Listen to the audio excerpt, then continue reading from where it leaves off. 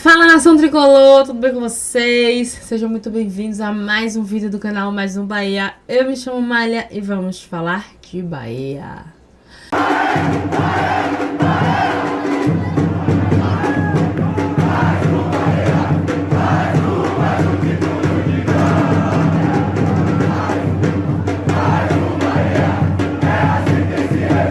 Fala, nação, como é que vocês estão?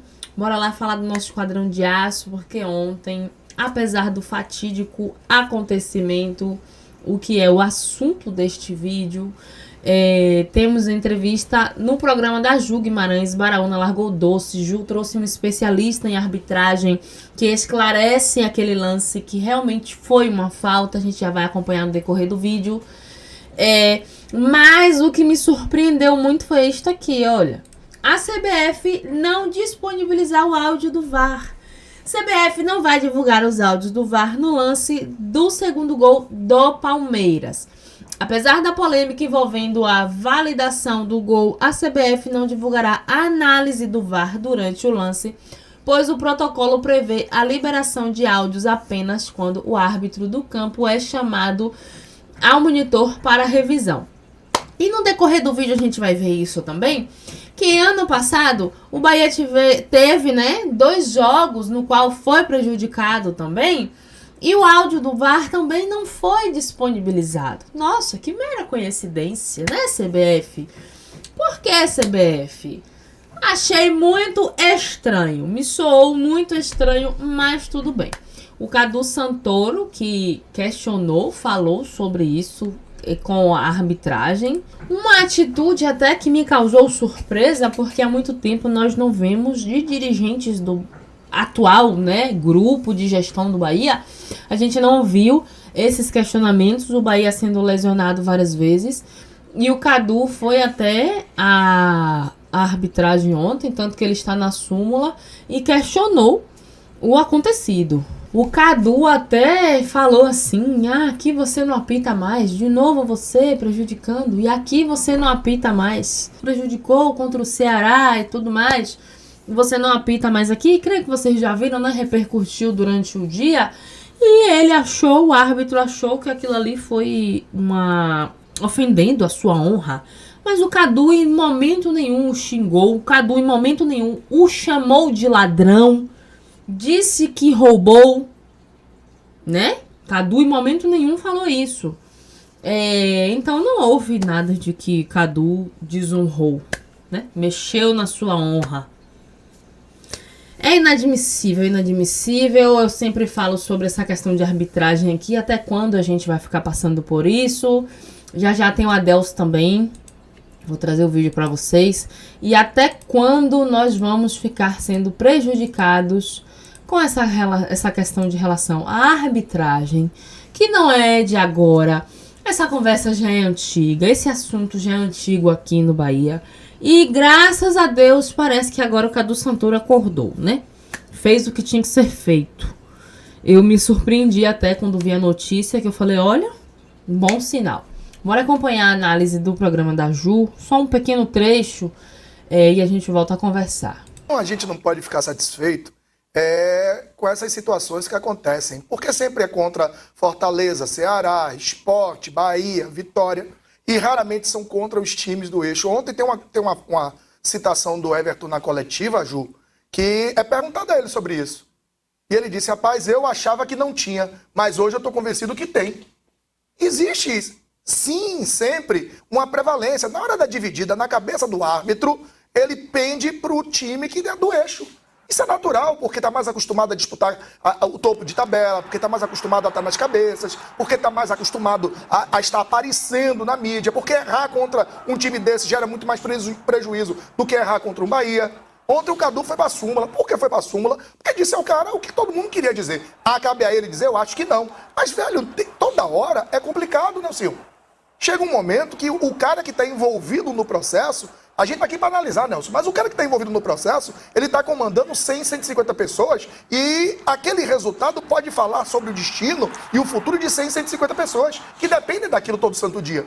E o erro do árbitro, tudo bem o erro, eu não vou achar que ele saiu de casa ou vou ferrar o Bahia. Não vou achar isso. Mas um erro desse prejudica o trabalho do cara. Pode prejudicar uma análise, pode prejudicar... Eu acho que o que mais chama atenção também é o VAR, né? O VAR tá ali... Não, e o pior é o cara chegar pra mim, juiz, e dizer assim, não vimos falta, o VAR avaliou e não vimos falta. Cara, há um claro deslocamento. O Gomes vai direto no corpo do David, que até então, Nelson destacou isso no jogo, e a gente teve para votar nele como melhor em campo, ganhou todos os embates de bola aérea, inclusive o que ele faz o gol. Ele já tinha vencido 2, no terceiro ele conseguiu fazer o gol. Essa fala do Bara me chama atenção porque é corriqueiro, realmente, com os times daqui do Nordeste. E eu vejo algumas cocós que deveriam, neste momento, deixar a rivalidade de lado e nos unirmos. Clubes do Nordeste em geral. Eu acho que deveriam se unir em relação a isso, porque essa história não é de agora. E você vê o Bahia, mesmo no Bahia, no patamar que está, o Bahia está no topo da tabela, ainda assim sofre com esse tipo de consequência. E eu vejo algumas cocós que estão propícias a qualquer momento acontecer isso com elas, como foi com o Sport, com o próprio Palmeiras, né, ano passado, que foi um absurdo. Acho que vocês se recordam disso. E eu vejo tanta galinha cacarejando por aí que deveriam também estar chamando a atenção, porque vocês podem ser as próximas. Não se esqueçam que vocês têm aí um jogo duro contra o Flamengo aí pela Copa do Brasil. Não se esqueçam do Campeonato Brasileiro, que vocês estão lá embaixo, estão mais propícias a cair. E se precisar salvar um clube do eixo, pode prejudicar vocês. Né? Fica difícil. Eu acho que esse momento é um momento da gente deixar a rivalidade de lado e nos unirmos, unir forças, porque juntos somos mais fortes. Mas a mente é tão atrofiada e pequena que o mais interessante é zoar o Bahia. Num momento que deveriam se unir, porque não é só o Bahia prejudicado, são os clubes daqui, os clubes do Nordeste, os clubes que não estão no eixo. Estou errada? Essa é a minha forma de pensar. Acho que juntos fazemos a diferença, fazemos a força, né? Ainda assim, no programa da Ju, ela vai mostrar o lance, a gente vai acompanhar agora, porque ainda fica mais claro, né? O ângulo que se é mostrado aqui fica ainda mais claro em relação à falta. Então, só para finalizar... Esse ângulo aí é o melhor ângulo. Porque você vê que o David, ele tá inteiro, deslocado. Se ele tá com os 2 pés no chão, o toque do Gustavo Gomes não causa efeito. Se ele tá com um pé só no chão, pode ser que desloque. Mas ele tá no ar. Então, no ar, qualquer toque desloca muito. E o Gustavo Gomes, inteligente, tirou ele. No instante que ele ia fazer o cabeceio, a bola tá ali na direção do David Ele Duarte. estava na bola. Ele tá tava na inteiro bola. na bola. Olha lá o lance. Inteiro. E ele usa os 2 braços. Aí o VAR dizer que não viu a falta, os 2 braços... E o questionamento, gente, que o Michel Araújo também teria cometido Se a falta. você pegar o lance... Olha lá, ele já vem empurrando o Michel Araújo. Ele tá tentando o Michel tenta se interpor pro David subir limpo. Não, esse agarra-garra tem todo mundo ali. O que existe é o empurrão com o jogador no ar. Olá. O Michel e o Gustavo, normal. os 2 estão no chão. Não tem problema. É briga por espaço. Só que ele desloca quem sobe na bola. E o que nos traz E chateação... o problema, usufrui da condição de deslocar, porque o gol sai assim. Verdade. É esse que é Justamente. o problema. No empurrão, ele não atinge a bola, não atingindo, bate no mingo, é gol.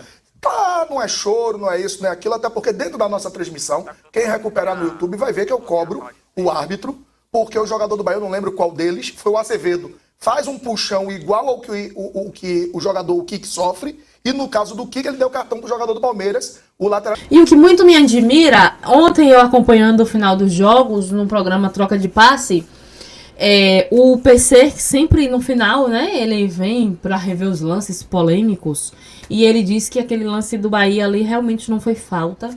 E já o lance do Fluminense, os critérios foram outros e sim foi falta, sendo que os lances foram parecidos. A Ju trouxe um especialista em arbitragem, o Manuel Lima Matos, e a gente consegue compreender, sim, o que aconteceu, como foi essa falta. E aí aquela coisa que a gente sempre bate na tecla aqui, eu até vejo os comentários de vocês, né? A mídia do Eixo Sul, a mídia que é favorável a eles lá. E muito me admirou, me surpreendeu quando eu assisti esse programa e eu vi assim, descaradamente, será que eu posso usar esse termo? Que pra um foi, mas pra outro não foi. Foi assim, normal. Seria até pênalti ali. Michel Araújo teria até causado um pênalti ali. Ai, viu? Oi, Ju. Um abração pra você aí. Saúde. É isso aí, Ju. Você quer que eu entre logo e diga o que aconteceu? Quero. Ah, então vamos lá. Juliana, lance irregular, para início de conversa. O Gustavo Gomes, o zagueiro do Palmeiras, ele tira o David Duarte do lance com falta e ponto final. O VAR, Juliana, não pode decidir nada. É o protocolo, ele tem apenas que recomendar e ele não recomendou nada. Ele decidiu. Quem decide a arbitragem no campo é o árbitro Casagrande, de 25 anos, com pouquíssima experiência dentro de campo. Ele tinha que fazer uma revisão do lance. Ele tinha que fazer uma revisão no monitor, dentro do estádio. É isso que diz o protocolo do VAR, é isso que diz a recomendação da FIFA. Portanto, Juliano, telespectadores, foi falta clara e o lance deveria ser anulado. Aliás, o gol deveria ser anulado. A gente está vendo a imagem aqui, Manuel, revendo, e tem um ângulo que é perfeito, né? E o David Duarte estava na bola e estava no ar já. Ele é deslocado de fato, né? E tem uma coisa, viu, Juliana? A irregularidade do lance, ela sai da origem. E outra coisa, o jogador do Palmeiras, ele usa os braços, ele empurra o jogador do Bahia. É claro essa imagem, mas não existe contato mínimo, como o Baraúna falou aí. Existe contato de disputa, não é contato de espaço. Quem estava no espaço foi o jogador do Bahia, que foi ele mostrado. Portanto, os braços nas costas do jogador do Bahia, o David Duarte, caracteriza ação de falta. E ele deveria ter anulado o jogo, não atendendo a recomendação do VAR. Está errado. Ele tinha que decidir no campo, essa é a posição dele. Grande Manuel, categórico aí. E aí o que fica na minha cabeça ainda, e o que muito me admira, é o áudio do VAR não ser disponibilizado. O Bara falou no programa aí, eu me recordei disso também, que o ano passado aconteceu a mesma coisa com o Bahia. 2 jogos no qual o Bahia se sentiu prejudicado e o áudio não foi disponibilizado. Né? É muito estranho, né? É muito estranho. Eu gostaria muito de entender quais são os critérios da CBF, ou quando quer, né? Quando quer disponibilizar o áudio. A gente para e pensa, será que o VAR chamou pra ele analisar? Venha ver, analisa esse lance aqui, é um empurrão, e ele quis sustentar a tese dele? É estranho, né, gente? É no mínimo estranho. O Baraúna ontem, a gente viu até esses vídeos, cobrou algumas coisas. Eu vi uma galera também cobrando de porque não tem coletiva com os árbitros e tudo mais. E assim, a cada tempo que passa a gente acha que vai melhorar e só piora. A situação só piora. E é cansativo até falar sobre isso. Porque é corriqueiro, sempre acontece. Ou proteger a instituição, que para mim é uma instituição que está caducando a cada dia. Vou repetir, Ju, quando você opta por dar um abono, um agrado, seja lá o que for, para os presidentes de federação, e negligencia investir no seu principal ganha-pão, que é o campeonato, você depõe contra a qualidade do seu principal produto. São 2 principais produtos que a CBF tem: a seleção brasileira e o campeonato brasileiro. Quando você deixa de investir alegando custos para não botar um chip na bola que custa 22 milhões ano e gasta muito mais do que 22 milhões só com um agrado para os presidentes, qual a justificativa para não fazer isso?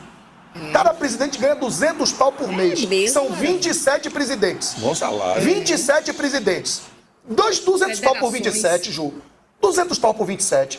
São 4 milhões, 5 milhões e 400. 200 pau, eles ganham mil da reais. CBF. Da CBF, fora no o salário CPF. dele da própria federação. No CPF. Aí você Mas pega... eles ganham pra eles ou pra Tá no estatuto da CBF. É depositado no CPF de cada presidente. Estou dizendo Mas que é pra lista investir na federação... É no CPF do presidente. É. Aí você pega 27 federações, 200 mil reais, são 5 milhões e 400. Aí você alega que 22 milhões é o impeditivo para colocar o chip na bola. E gasta 5.400 por mês, vezes 12, um presidente de federação. Ora, bolas. Ô CBF, me ajude a lhe ajudar. Amigo, o Brasil é de arrombar, viu? É cada coisa que a gente vê que contando ninguém acredita. Isso é no futebol, Isso é fora né? o salário da própria Fora o federação. salário da própria federação. Aí, torcedor, a gente vai falar o quê? Me diga aí, o que está nas nossas mãos, o que está no nosso alcance? Quando eu venho aqui e falo das cocós, de chamar a atenção das cocós por estar aí parecendo um bando de lunática rindo dessa situação, eu não tô falando aqui de, porque elas estão rindo que o Bahia perdeu e tal, não. É esse tipo de situação aqui. É nós unirmos forças ao nosso favor. É nesse certo ponto, nesse certo momento, é deixar a rivalidade de lado e acordar pra vida, porque o caso é sério. E só dói quando mexe no nosso lado. Enquanto tá mexendo do lado do vizinho, do coleguinha, tá tudo lindo, vamos rir.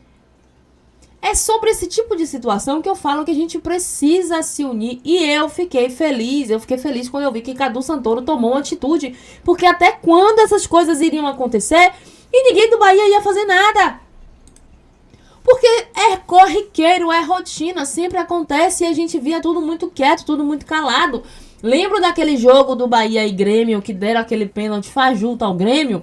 O Grêmio, acho que um dia antes, alguns dias antes daquele jogo, tinha tido uma reunião com a CBF, porque estavam prejudicando o Grêmio, e a vítima foi o Bahia, e ficou por isso mesmo. Ninguém do Bahia foi correr atrás, ninguém do Bahia foi reclamar. E as coisas só acontecendo. Então, assim, acho que o Cadu Santoro reclamou até tarde demais, né? Pelo histórico que a gente vê. Você vê, ano passado, tiveram 2 jogos que aconteceram a mesma coisa, o Bahia prejudicado e o áudio do VAR não foi acionado. Porque é descaradamente. A situação é escancarada descaradamente na nossa cara. Por que não é disponibilizado? Porque vai rolar um embate aí? Porque na certa o VAR chamou, acionou que não teve falta, mas ele quis continuar com a tese dele de que foi falta e ia rolar uma desavença e o clube ia ter motivo mais ainda para reclamar. É a única coisa que passa na nossa cabeça. Quero saber até quando, né? Fora isso, fora todo esse contexto, o Bahia jogou muito bem. O único problema do Bahia são finalizações. A gente não tem um jogador, um homem de área para finalizar.